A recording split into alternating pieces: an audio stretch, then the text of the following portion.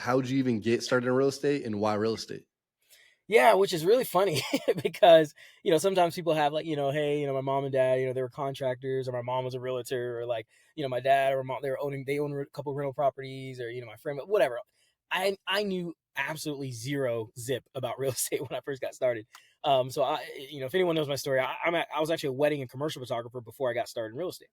And people, oh, I was doing weddings and I was legit like traveling the world doing weddings and commercial. It wasn't like just like a little small side business. So a lot of people know me from Netflix. I was the photographer for Love Is Blind on Netflix. The first season where that popped off. I've traveled all over the world: Thailand, Malaysia, Singapore, Mexico, Dominican Republic, Canada. I mean, go on and on and on. Worked with tons of celebrities. So and I'm not, that's not to be boastful. I'm just painting the picture of, that was my thing. I was that I was an artist creating, doing, wedding commercial photography. And My wife and I, once we got married, we were living in Atlanta, Georgia. We moved to Greenville, South Carolina, and COVID happened. So, once COVID happened, no one really could prepare for that. One of the first unique experiences that we've all, in terms of the world, really kind of went through. And so that was the first time for me as an entrepreneur. I'm like, man, this is great. My whole business evaporated. And when you're a guy, and you're single or whatever, I mean, you'll sleep in your car if you need to figure it out or whatever, right? But at this point, I have a wife and a kid. I had to figure something out. And so really just kind of out of fear a little bit, I started like searching and trying to find things to do to make money and whatnot. But I just truly believe God's timing is just so powerful, because I've done so many types of businesses. I mean, my wife and I, we met because of network marketing. I went to UGA, University of Georgia, but I didn't finish college because I started doing really well in network marketing and traveling all over, speaking, wrote a book, did all that good stuff. And I've done e-commerce. I've sold an e-commerce business with pet portraits online. I've done all the kind of things you get, photography. Miles, man, So, your life seems like you should be 70 years old, man. You oh, got like 10 different lives. no, man, dude, it's just, you know, people say, follow your passion, right? Follow your passion. And I actually, I don't, and this is me personally, right? Everyone has their thing. I'm just speaking how my mindset works. Is I don't really encourage, it's not that I don't really believe in that. I think if someone is following their passion, that's great. But what I would encourage someone to do is to follow their effort. And what happens is when you follow your effort, you identify what you focus on, what you like in terms of what you put your effort towards. You'll realize you'll start to prioritize that in a way where you're learning things faster than others. You're doing it more than anyone else, and you will become passionate about it. But and the reason I can say this is because, I'm a very passionate guy and I have a number of passions.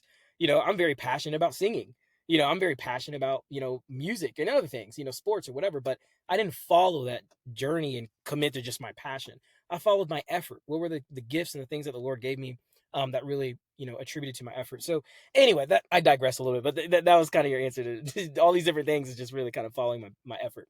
Um, but uh um but yeah, man, I don't know if I answered your question, but So yeah. the transition from, I mean, Love is Blind, videography, doing the weddings to then to actually get into real estate. What was the catalyst for that? Did you join a Yes. mastermind? Did you go to meetups? No, so kind of as I was saying before, I was really kind of frustrated and out of fear, trying to look for things to do. And it wasn't until I just really kind of like you know eh, like was at peace about the fact that at the end of the day the Lord will provide. Like if I'm going to move my feet, right, the Lord will guide my footsteps. And sometimes as Christians we think, okay, I just let me just sit and pray for a Lamborghini and a Lamborghini should show up. And ultimately the reality is we can't do God's part and God will never do our part, right? And so at the end of the day, our part is we still have to actually utilize. There's a reason why Adam and Eve were in the garden and they had work and they had to tend, to this place that the Lord created, and that we are here to create. We are made in God's image. We're here to create and do. And so it's not about the doing; it's about where the heart position is, right? And so my heart position changed. That's kind of what I believe. And then it's kind of like that phrase, when the student's ready, the teacher appears, kind of thing. My heart position changed, and the Lord just opened this door to wholesaling real estate. It was just so random. I mean, I was watching a YouTube video, and I'm like I said, I've been in so many different businesses, and I've never heard about wholesaling real estate. I mean, it's absolutely crazy. And so I watched this YouTube video, and this guy was, tagline, make money without, using any of your own credit or money and all this stuff, and I'm just like, there is no way this guy's doing this thing, and I can't do like this. This crazy. This is crazy. And so I studied wholesaling. This was in January of 2020, and I just studied it for a whole month. And that was really my transition. We can dive into other things about it in depth, but that's how I got my start into real estate, is through wholesaling, and that's what changed my life.